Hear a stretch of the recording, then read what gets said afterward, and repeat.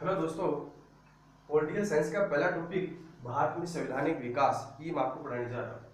तो देखिए दोस्तों, भारत में जो संवैधानिक विकास है, भारत में संवैधानिक विकास, तो भारत में संवैधानिक विकास है, इसको दो भागों में बांटा गया है।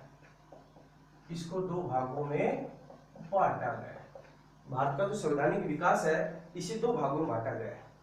पहला, ब्रिटिश कंपनी के शासन के अंतर्गत, पहला शासन है ब्रिटिश कंपनी के शासन के अंतर्गत, जो आता है 1773 से 1853, और दूसरा आता है ब्रिटिश सरकार के शासन के अंतर्गत, ब्रिटेन की सरकार के शासन के अंतर्गत, जो 1858 से 1947।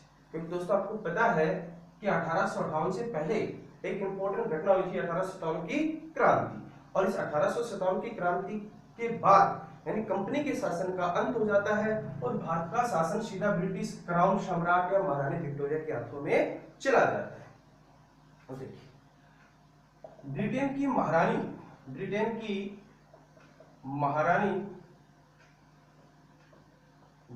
महारानी एलिजाबेथ प्रथम, ब्रिटेन की महारानी एलिजाबेथ प्रथम ने 1600 ईस्वी में ईस्ट इंडिया कंपनी की क्या की स्थापना।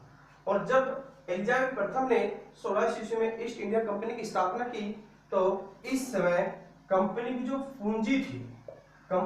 पूंजी थी वो थी 30,133 पौंड, 30,133 पौंड, और कंपनी में कुल 217 व्यक्ति क्या थे, भाग। ठीक है। और जो कंपनी थी, इस कंपनी का सारा कार्य एक परिषद को सौंपा गया था। इस परिषद का प्रमुख गवर्नर होता था, और इसमें गवर्नर भी होता था, और इसके अलावा 24 अन्य सदस्य थे। अब देखिए दोस्तों, 23 जून 1757 को और एक युद्ध होता है बड़ा इंपॉर्टेंट, प्लासी का युद्ध। किसका युद्ध होता है? प्लासी का युद्ध।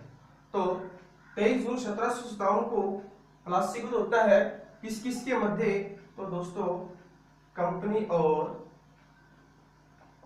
बंगाल के नवाब होते हैं, बंगाल के नवाब सिराजुद्दौला, बंगाल के नवाब सिराजुद्दौला। इसमें कंपनी की विजय होती है, सिराजुद्दौला की क्या होती है? हार। लेकिन इसका इंपॉर्टेंट प्रश्न इस पे, इस टॉपिक की बात करें तो वो ये है कि प्लासी के युद्ध के बाद बंगाल पर कंपनी को या कंपनी का राजनीतिक नियंत्रण स्थापित हो गया। राजनीतिक नियंत्रण स्थापित हो गया कि किस युद्ध के बाद बंगाल पर कंपनी का राजनीतिक नियंत्रण स्थापित हो गया?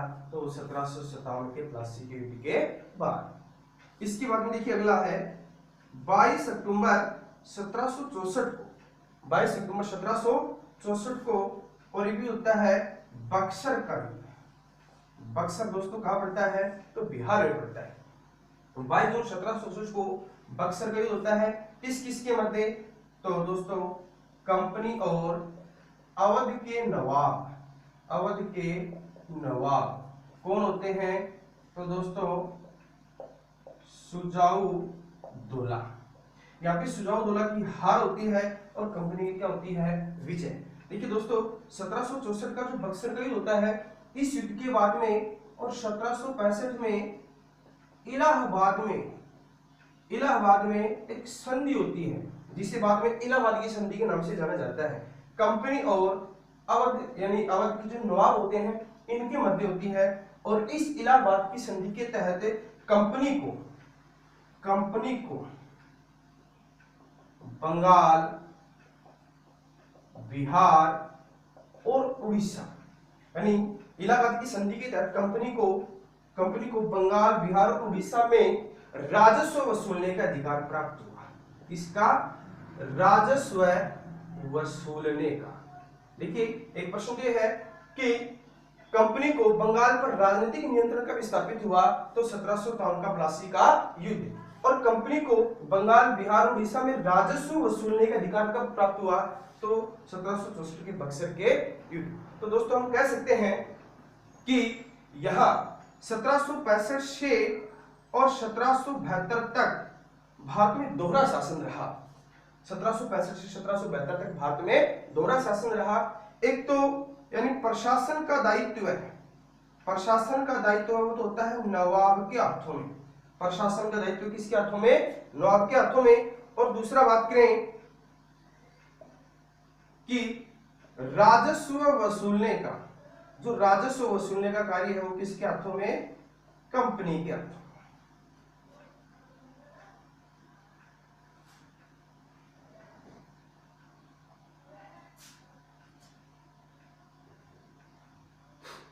बताइए दोस्तों।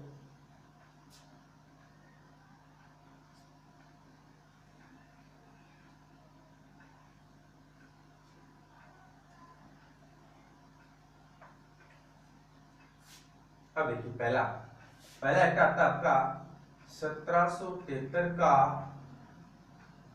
Regulating act. 1773 का रेगुलेटिंग एक्ट।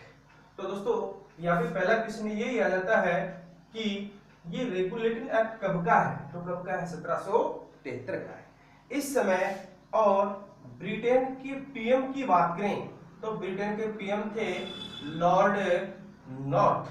दोस्तों लॉर्ड नॉर्थ ने एक समिति गठित की जिस समिति का नाम है गुप्त समिति। यानी लॉर्ड नॉर्थ ने गुप्त समिति गठित की किसके लिए? इस एक्ट के लिए। तो ब्रिटेन के प्रधानमंत्री लॉर्ड नॉर्थ द्वारा गठित गुप्त समिति की रिपोर्ट के आधार पे 1773 का रेगुलेटिंग एक्ट पारित किया जाता है। और क्यों किया जाता है? तो कंपनी में फैले कुप्रशासन और भ्रष्टाचार को समाप्त करने के लिए एक्ट पारित किया जाता है। फिर बात करते हैं प्रावधान। इस एक्ट के तहत क्या क्या प्रावधान थे? तो दोस्तों इस एक्ट के तहत, और सबसे इंपॉर्टेंट पर्सन, बंगाल के गवर्नर को, इस एक्ट के तहत बंगाल के गवर्नर को और बंगाल का गवर्नर जनरल बना दिया गया। यानी इस एक्ट के तहत बंगाल के गवर्नर को बंगाल का गवर्नर जनरल बना दिया गया। तो दोस्तों हम कह सकते हैं कि बंगाल का प्रथम गवर्नर जनरल बनता है। तो बंगाल के प्रथम गवर्नर जनरल कौन थे? तो वारेन हेस्टिंग्स। Warren Hastings. तो दोस्तों यहाँ पे बंगाल के प्रथम गवर्नर भी स्थान में तो कौन हुए हैं? ये रॉबर्ट क्लाइव। Robert Clive. अब बंगाल के गवर्नर को बंगाल का गवर्नर जनरल बना दिया। इस गवर्नर जनरल की सहायता के लिए, इसकी सहायता के लिए और 4 सदस्यीय एक कार्यकारिणी परिषद का गठन किया जाता है। इस गवर्नर जनरल की सहायता के लिए और 4 सदस्यीय कार्यकारिणी परिषद का गठन किया जाता है, जिसमें 4 सदस्य कौन कौन है? फिलिप फ्रांसिस, दूसरा है बोरवेल, तीसरा है मॉनसन और चौथा है क्लेवरिंग। ठीक है दोस्तों। अगला दूसरा पॉइंट कि इस एक्ट के तहत यानी 1773 के रेगुलेटिंग एक्ट के तहत 1774 में और कहां पे? तो दोस्तों कलकत्ता में कहां पे? तो फोर्ट